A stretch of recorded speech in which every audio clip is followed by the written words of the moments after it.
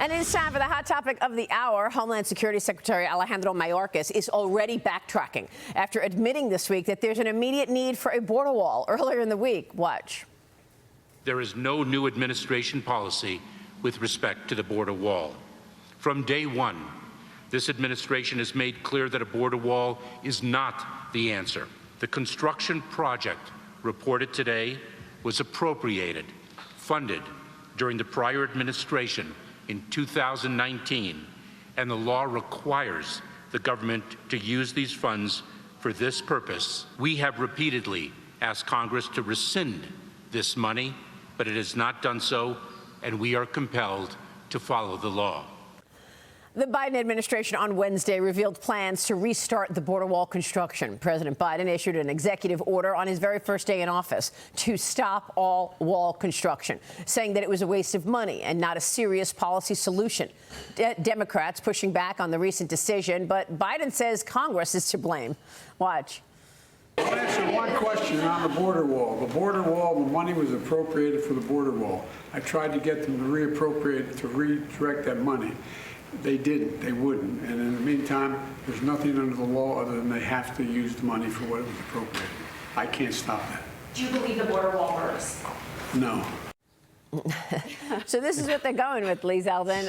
It was appropriated as if they didn't know it was appropriated for the last 3 years. Yeah, so if you are compelled to follow the law and do this, then why were you not following the law for the last almost 3 years that you've been in office?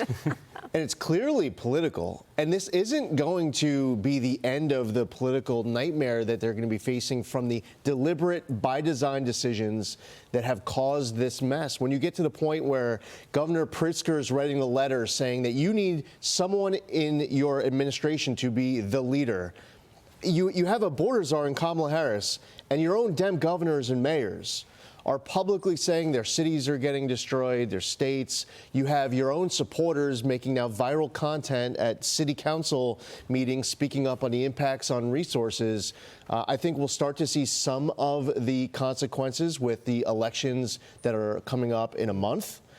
And then the bigger issue for the Democrats is that this is going to potentially be the #1 liability that they'll face in 24. Yeah, and I think you hit it right on the head, Cheryl. I think this is all about the election.